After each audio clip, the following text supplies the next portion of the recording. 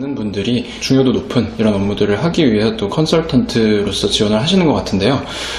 그만큼 이제 상당히 업무가 좀 많을 것 같습니다. 업무량이 많다는 얘기들이 항상 들려오는데 도대체 어느 정도로 업무를 많이 하길래 사람들이 이렇게 업무량이 많다고 얘기는 하는 걸까요? 말씀하셨다시피 컨설턴트라는 직업이 어떤 대표적으로 근무 시간이 긴 직업 중에 하나예요. 간단히 말씀드려보면 보통 이제 월요일부터 목요일까지, 그리고 이제 금요일을 좀 나눠서 말씀을 드려보면 월요일부터 목요일까지는 보통 아침 9시 정도에 이제 시작을 합니다. 시작 시간 자체는 저희가 이제 보통 고객사, 클라이언트라고 부르는 회사들의 출근 시간과 동일합니다. 저희는 출근을 이제 클라이언트 회사로 보통 출근을 하게 되고요.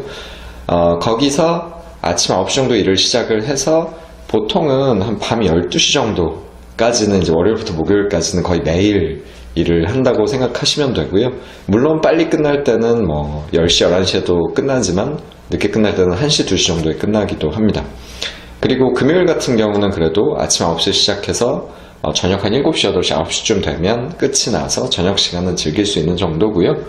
주말 같은 경우는 보통은 일을 하지 않고 하지만 이제 특수한 어떤 중요한 보고가 있다든지 하게 되면 근무를 좀 진행을 하게 돼서요. 가장 일반적으로는 그냥 밤 12시 정도까지는 일을 거의 매일 하게 되는 회사다라고 생각하시면 될 것 같아요. 네, 굉장히 업무량이 많은 회사인데, 이렇게 소위 요즘 얘기하는 워라밸이라는 부분에서는 좀 그렇게 좋지만은 않을 수도 있을 것 같습니다. 그렇죠. 근데 그럼에도 불구하고 그렇게 많은 분들이 컨설팅 회사에 입사하고 싶어하는 데는 이유가 있을 것 같은데, 거기에 대해서 좀 어떻게 생각하시나요? 아무래도 크게는 두 가지이지 않을까 싶어요. 일단은 첫 번째 같은 경우에는 이제 자기개발 차원이 있습니다. 컨설턴트로서 입사하게 되면 아까도 말씀드렸다시피 처음부터 굉장히 중요한 업무들을 독립적으로 스스로 리드를 하면서 이제 수행을 하게 되고요. 그러한 관점에서 어떤 논리적인 사고 능력 또는 이제 문제 해결 능력, 업무 처리 능력, 그리고 또 본인보다 나이가 많고 경험이 많으신 분들을 이끌어 나가고 설득해 나가는 그런 경험을 하게 되기 때문에 굉장히 좀 시야가 넓어진다라는 그런 장점이 있습니다. 또 한 가지는 아무래도 이제 보상이 아닐까 싶어요. 역시. 그런 긴 근무 시간을 보상해 줄 수 있는 가장 큰 부분 중에 하나가 이제 연봉이라든지 이런 부분일 텐데요.